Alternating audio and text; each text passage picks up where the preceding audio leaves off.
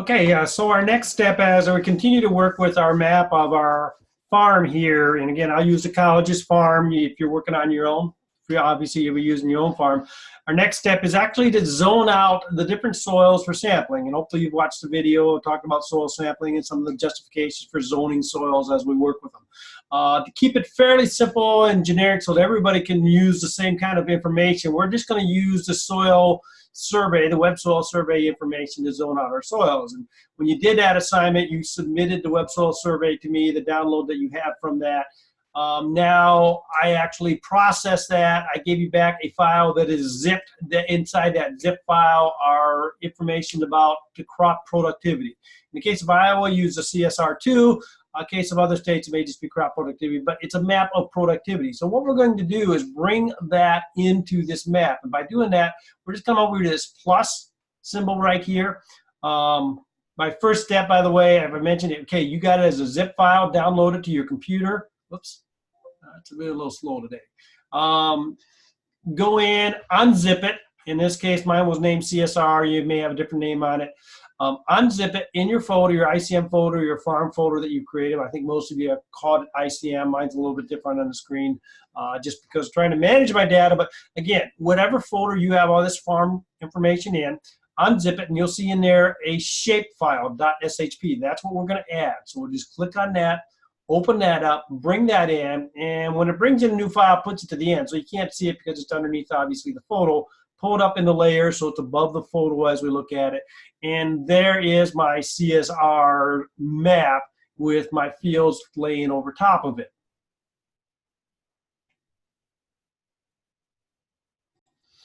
Okay, so to make it a little bit easier to work with, or at least more graphical so I know where the different productivity levels at, I'm going to go in and edit the legend on this CSR map as we've got it.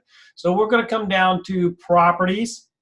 And under the properties, you will scroll down a little ways and you'll find legend in there, legend properties. And I don't know if I need to expand it. I don't believe so.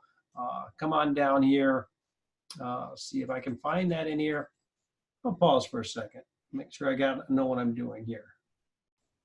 Okay, just to pause a minute, just to do something a little bit different. I close that legend editor. What I'm going to do, so go ahead and close your legend editor. I'm going to go view attribute table editor because there's something I want to look at first here.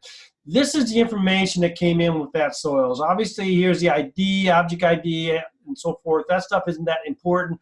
Here's the actual soil ID number. So if you want to know what soil it is, we also have another soil map in there that has that same information. They should match up. These are outputs here, and all these different things don't mean a lot except for this one right here. SDV output 1. That is my rating scale. And I know that because the rating scale goes from 0 to 100. And there's no 100 in here. There's a 0 in here. That just tells you how productive it is. 100% productive or 0 productive as we look at it. So the better the score, the higher it is. So that's the one I'm interested in creating my legend on. That's why I had to open up my table first to find out which one I want to create my legend on. So now I'm going to right click, go to that attribute properties. I'll go to the properties.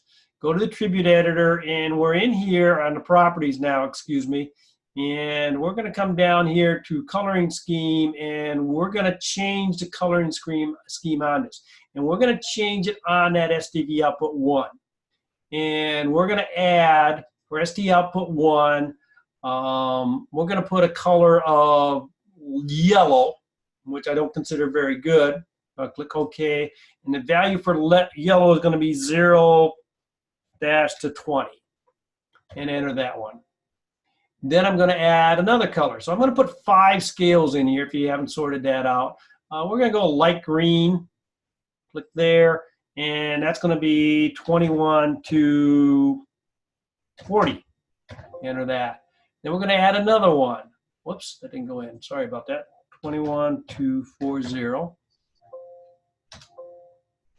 Okay, now it clicked. Next color is going to be maybe a darker green. Yeah, let's pick that one there. Anyway, I'll go ahead and do these. So I'll pause while I'm doing it and let you guys work on your own too. Okay, so I got them all in there, and you can pick different colors if they make more sense to you. Maybe I should add the blues in the center or something like that. But the idea is to get some type of color ramp in there to show. If you click apply, what you will notice come to your map now is the different colors are assigned to it. And what it did more than anything is if there are soils that were kind of similar in their productivity, it went ahead and grouped them together. So you may have some lines across some different soils, like right here. There's 2 different soils here, but they're in that same grouping of that 0 to 20. That's the hillside down there, for those of you familiar with the farm operation.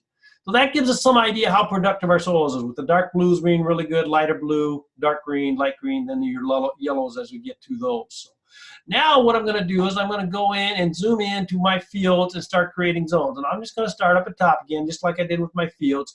And we have really 1, 2, 3, probably 4 zones here, but you're getting some pretty small areas in these corners here. So I'm going to actually just divide this field into 2 zones. So we're going to divide it by field and then by soils within that field, because a field might have a little different cropping history, so we want a little different soil sample on it. So with that, I'm going to add a new shape to this map. So we're going to come into MMP Tools. We're going to come down into adding a layer, and we're going to add a new feature layer polygon. This is not a practice. This is just a generic polygon we're going to add in there. And we're going to call this one Soil Zones. So I'll click OK on that. And now, just like when we drew the field boundaries, we're going to draw in our soil zones. Make sure the soil zones are selected, because that's when you're going to be editing.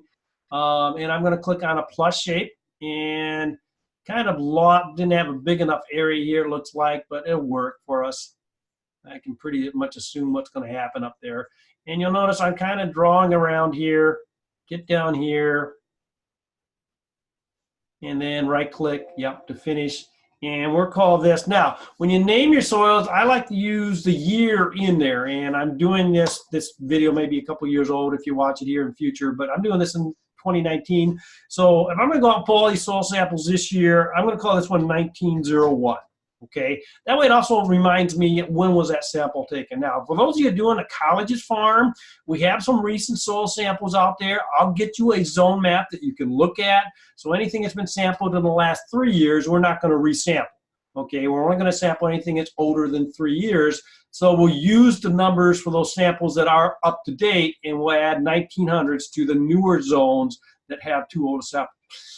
Clip any overlapping field, don't really need to do that. We can just treat this as a spreadable area. Again, this is designed for manure management, not necessarily farm management or crop management, but it's all tied into manure management. We're just going to keep this as a spreadable area for this. And it's going to ask me, don't want to clip? No, I don't want to clip. I'm just creating this new layer here. So there it is, 1901 is in there. Go ahead and add another shape in there. So the next one over here.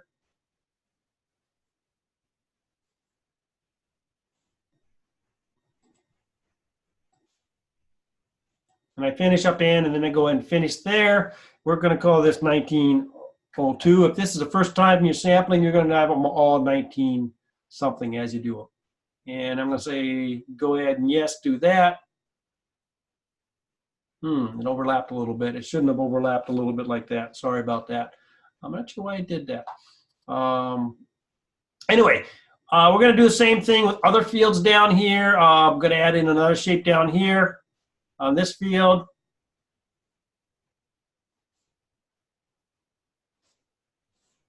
And again, it's a little time consuming, using up the video here a little bit.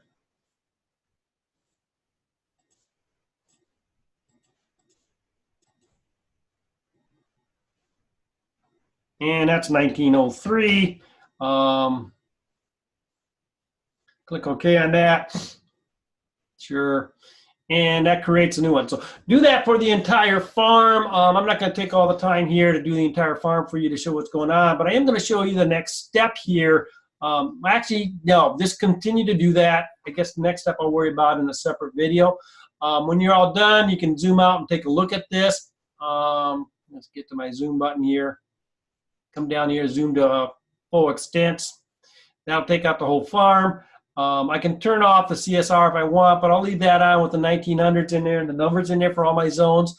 Keep in mind this plot, for those of you in NICC, that will be new samples, I believe, this year. I'm not sure if we did get samples off of that. If not, I will let you know. But those of you at NICC, I'll let you know what needs to be sampled and what hasn't been sampled.